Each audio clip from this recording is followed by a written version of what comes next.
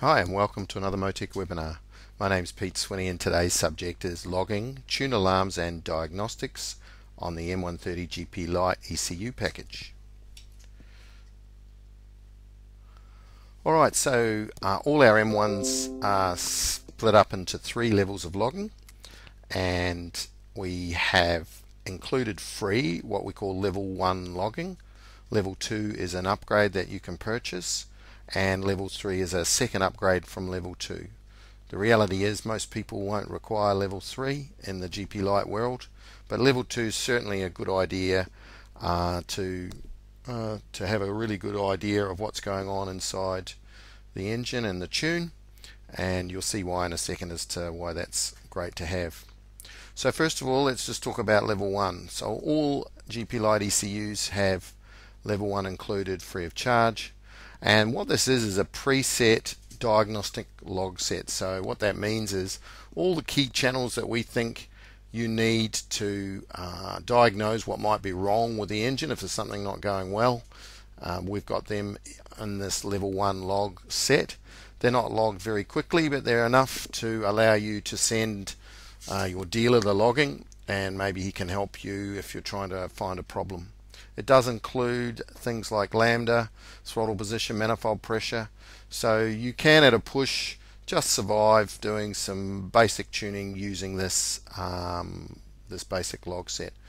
So that, depending on the actual package, and the level that or the configuration, not the configuration, sorry, the firmware, sometimes the number of diagnostic channels changes. So we don't say it's any particular number, but it's sometimes within the range of 40 to 80 channels. All right, and you can't change the rates, you can't do anything with it. It's preset, and you can download the logging and have a look at those channels at any time, but you can't do anything with them. What the level 2 logging upgrade gives you is the ability to configure any of those diagnostic channels up to 200 Hertz, and a total of 200 configurable channels altogether. So if there was, say, 60 diagnostic channels there, then you can add another 140 of your own channels, of course remembering that lambda and manifold pressure, throttle, engine speed, all those key channels are already there. So that's usually more than enough, probably 90% of the tuning required on the planet, and the logging upgrade itself is quite affordable, so it's not a lot of money to enter a really good world and get some really good information from accurate data logging. Alright, and the last one, of course, as I said, was level 3. You've got to have level 2 first, and that allows you to configure 1,000 channels and any of them up to 1,000 Hertz. It also allows you to separate into different log sets. Again, kind of not really the thing that GP Lite customers I would expect would be using, but nonetheless, there it is. So let's flick to the live screen and I'll show you a little bit more about it. Okay, here it is. So to find the logging setup, we're going to Tools, Edit, Data Logging up here. Alright, so for most of you, you'll have either the free diagnostic logging or level 2, and so we'll just be working with this first, what's called normal log set. Right, everything on the left hand side here is not configured. Alright, and everything on the right hand side is logged. So right now what we're seeing, see there's a little green icon here. These are all the channels that are the diagnostic channels. Right, see, so these ones, here's one I've snuck across previously. Alright, so these are all the compulsory log channels, and you can see here there's actually 66 of them. Alright, down the bottom here we've got our throughput bars. These are kind of bars that show you if you're exceeding your total channel count or your total throughput. So if you try and log 300 or 200 things at 1,000 Hertz, that's more than the ECU can process. So the total throughput bar would come up here and would go red, and it wouldn't allow you to send that to the ECU. Alright, and depending on your level of logging, this actual ECU has level 3 logging. So you can see we've only got a small number of channels logged compared to the blank space of availability of total channels that we can log. Don't worry about them too much. Basically, if you've got your level 1 logging, you don't need to worry about anything because you've got nothing to do here. It's all preset. You can see the list.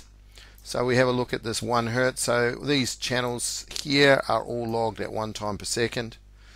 Okay, and then this list here: vehicle speed, throttle position, manifold pressure, ignition timing, some nice stuff, exhaust lambda, engine speed are all logged at 10 Hertz. Okay, so if you've got level 2 logging, that means you can now start to configure some of these channels. And you see there's a normal tag ticked here. If you untick that normal tag, you'll see every single channel that's available to log. And if I scroll down here, you can see that's a lot. Alright, but let's give you there's a few different ways you can do this. So the first way we can do it is we can select something. So maybe I'm going to select boost.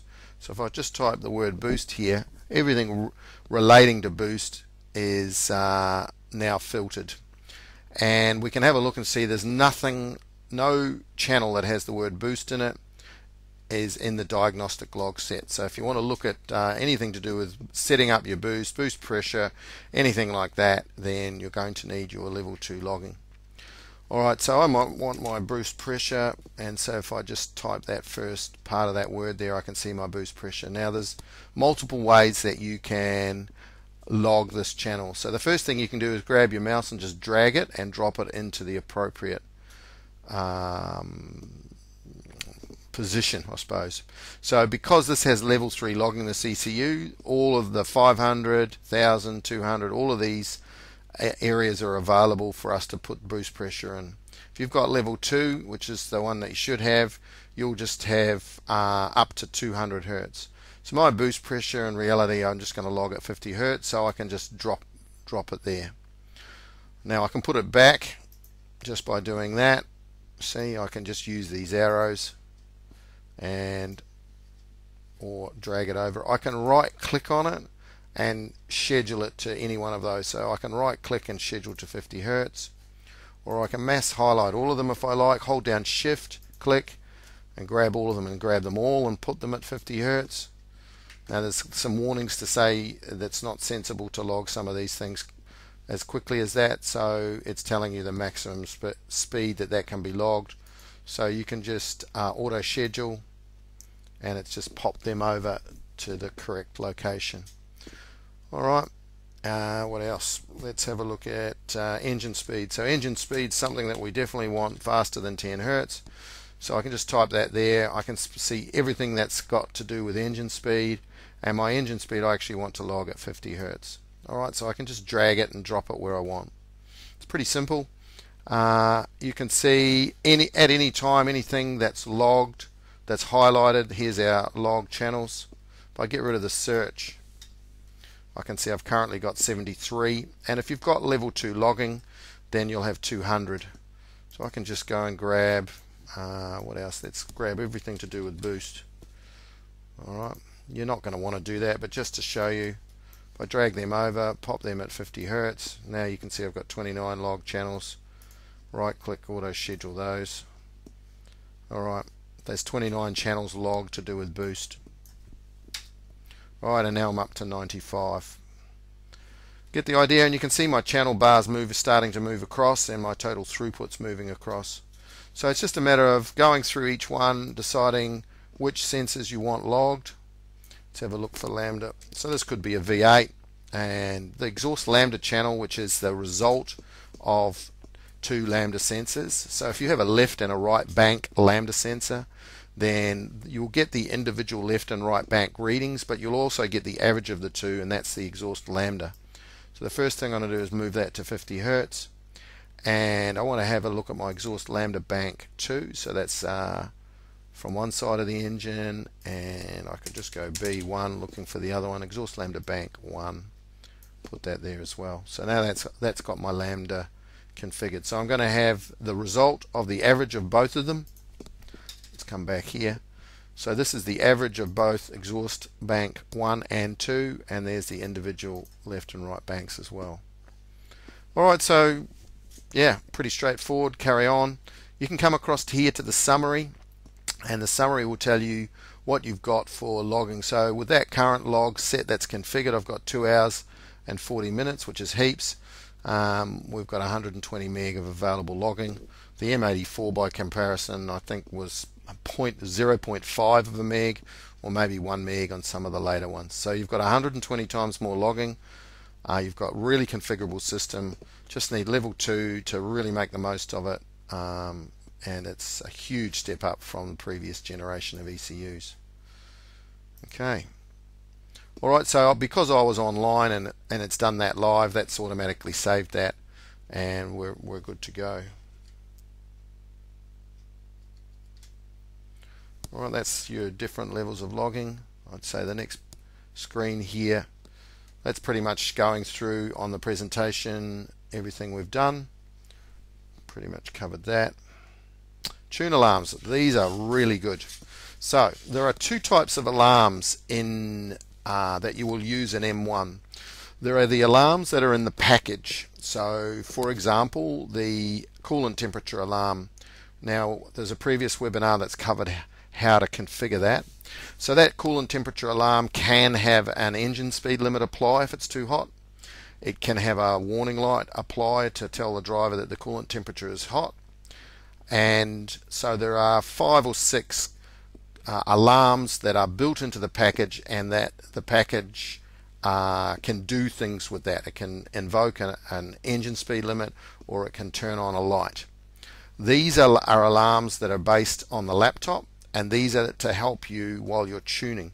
So when you're starting an engine for the first time, and well, any engine for that matter, if you're on the dyno or you're tuning in your car, you don't want to be worried about, if the coolant temperature is too hot or cold, or air temperature or anything like that you're worried about while you're tuning. You can configure an alarm, and then that alarm will pop up in front of you. It'll even pop up in front of you even if the engine's running and you're checking your emails, or scanning for a calibration online. So the alarm trigger screen will pop up no matter where you are, and they're really configurable. You can write a full maths function to define what that alarm is triggered by, and you can also have it play a sound or even tell you what's going on. Alright, so best way to do this is just to show you how it works. So we'll just go back to the software, and so we've got our ECU online here. See, it's connected. So before, I would just highly recommend you do this every time you jump on to tune an engine. The alarms that we're setting here, they belong on the laptop side. They don't belong in the package, so they stay with you and your laptop. So the place to go here, if you have a look, is Edit Alarms. So they actually belong in the Tune software. Alright, so here's the setup, and this is a list of my alarms that I've got configured for various tunes that I've done over time, and you can actually click them on and off to make them active or not. And so let's look at the top one I've got here. If I double click, this is one that is on at the moment. So the name of the alarm is actually, you can name it a particular phrase, and that's if you click this play sound box on, when the alarm goes off, it'll actually, the laptop will speak those words, if you like.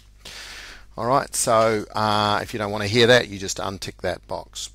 So what that means is when the alarm goes off, when it becomes active, the alert screen will come up, a little alert box will come up. It takes priority over everything that's on the laptop at the time. So if you're scanning the internet, checking emails, that kind of thing, the alert will be on top of all of that. And also, if you've got the play sound ticked on, even if you're not looking at the laptop, you'll hear the laptop telling you, hey, there's some issue. Alright, so this particular alarm is for coolant temperature being greater than 94 degrees, which seems a little low, but this is an alarm I use on our engine dyno. And so when it goes above 87 or 88, I know that there's something wrong with the dyno setup. Maybe the engine needs the water bled, because it normally just always stays, as I say, well under 90 degrees. Alright, so this alarm's set to go off at 94, but we can write virtually any maths you like in here to define what will set off your particular alarm. Right, so why don't we configure one from scratch? So to do that, you go add, and let's make it an air temperature alarm. So for example, when you're tuning and you're on a dyno, then often you want to know if the air temperature is getting really high for some reason. It's quite hard to keep air temperature under control on a turbo vehicle if you haven't got a really good fan on your intercooler or something like that. So don't really want to be tuning with the air temperature at 100 and something degrees. So anytime it gets too high, it's just nice to not have to worry about looking really hard at the air temperature itself. Just nice to have an alarm to go off and say, hey, there's something going on with the intercooler. Alright, so we're going to call it air temp to hot.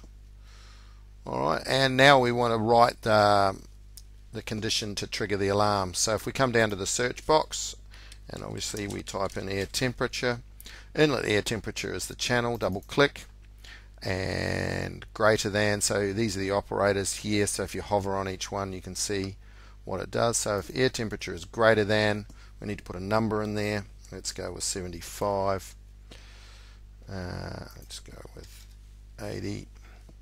And also, because the air temperature might creep up when the engine is stopped, we can write the conditions so we only look at this alarm when the engine is above a certain engine speed. So we can go and now choose our next channel here, eng speed. So we just need to type the first few letters of each word to find the channel we want. So engine speed greater than, let's say 1500 RPM. Alright, so here we go. Air temp to hot is the name of the alarm. If we want the sound to play, we click that on, and away we go. You can experiment with this. We can have the acknowledgement so that after we acknowledge it, and that's by clicking on this on the alarm state screen and typing A, that acknowledges it. We can have it not come back for, in this case, let's make it 10 seconds. So let's press OK and close. So air temperature, if you have a look, is now 63. So let's show you the first part. So we'll bang the air temperature up, and of course it's not going off. Why is that? That's because we've got no engine speed. So let's bring it back down. Okay, and now let's bring the engine speed up. So I think it was 1500 was our set point. So now if we bring the air temperature up again, from memory it was 80. Alert. Bang. Air temp too hot. Can't miss that. So by clicking on here and going A, it goes away, so that won't be back for 10 seconds.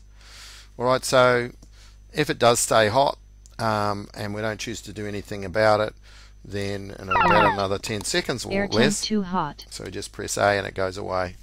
So let's bring the air temperature down now. That's not down. And that's it. Alright, so that's your alarm. So use them for anything you like. Let's have a look at some that I've got here. Got an engine oil pressure one, for example. Now you can multi-configure here.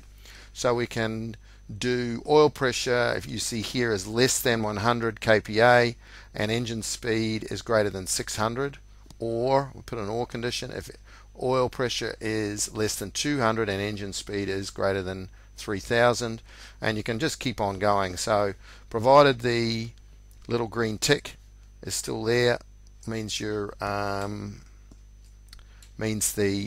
math channel itself is valid. Let's just get to the end here. If I add something that doesn't make sense or isn't finished and go and, you see it's telling me, hey, and what? So it's looking for another another parameter or another channel or something to put in there. So as soon as we get green, that means it's all good. And if I turn this on, then my oil pressure alarm will go off. So well, it won't at the moment because we've got good oil pressure, but we're not going to carry through with that for now. Alright, so that's alarms. I think it's quite straightforward, really powerful, and something that everyone should use. So I hope you get the most out of that. Let's go back to the presentation. Alright, diagnostics. I think this is the final part of our webinar today. So using the diagnostics in the M1 is really good for, obviously, for finding things that are wrong. The M1 has a very powerful diagnostics. It's got lots of different things it can tell you, and even though you might not understand exactly what the state of a channel is, you can press off on F1 as long as you highlight that channel, and you'll get some help on that. Alright, so each of the GP Lite pages is set up with some nice big diagnostic states to give you a helping hand. Probably one of the most common diagnostics that you're going to deal with is either to do with ref and sync or to do with fuel and ignition. So you can see our screen capture here is from our diagnostic workbook, and we're on across these. All of these worksheets here are relevant. So again, I'll flick to the live software so we can have a look. Alright, so go up to here, down to diagnostics. So if you're chasing some sort of a problem, the first thing you should be looking at is coming across to this series of worksheets and seeing what you can find. Alright, so we've got my simulator's not set up properly, so very quickly we can see we are cycle locked, and obviously everything is happening as far as injectors and ignition, but we will, if this was an engine, it would be suffering some ignition timing problems. So we have a position change diagnostic occurring. Right, so if I chose to even click on this just status here, I can press F1, and if we come across here, the synchronization, this is position changed. Synchronization input forced an adjustment to the cycle lock position. You never want that happening, so definitely don't be running an engine with that kind of diagnostic happening. So anywhere where you highlight, you can get some help. So here again, if I was to highlight here where the issue is, there's the help that's right next to it because we're in a calibrate page. But again, if I press F1, we get full screen or big screen help to give you an idea of what's going on. Alright, across some of the other diagnostics that you can look at are these are the ref and sync ones here. Fuel volumes and fuel outputs. Basically, this allows you to chase through the fuel model to see all the different volumes that are being calculated, and maybe you can track a problem. There's all sorts of funny things going on here. Fuel outputs. This is basically the what's going on with the injector outputs themselves. Alright, so they actually aren't firing up because of the problem, so these should normally all be green, and all sorts of dramas happening here with because of the problem with the ref sync. If I turn the engine speed back down to 0 where it doesn't detect a ref sync problem, we can see everything. At this point the ECU thinks everything's okay, and that's what you want to see. When the engine's running, you should have all green. If there's a red, you should chase it. Alright, so if we press F1, there's only it's pretty simple help for this one. Basically, when it says enabled normal operation, fuel injectors are enabled. Okay. Alright, that's pretty much it. I mean, these screens are set up to allow you to try and find any issues that you're looking for. Usually it's often the most common problem for misfiring is to do with ref and sync. Can be cause, can be wiring, but ref and sync not set up properly, or a problem with the wiring. Okay, diagnostics. Alright, so that's just covering off the help. F1, you will know that from your gold box ECU days. And that's it for this webinar. Thanks for listening, and we'll catch you on the next GP Lite webinar.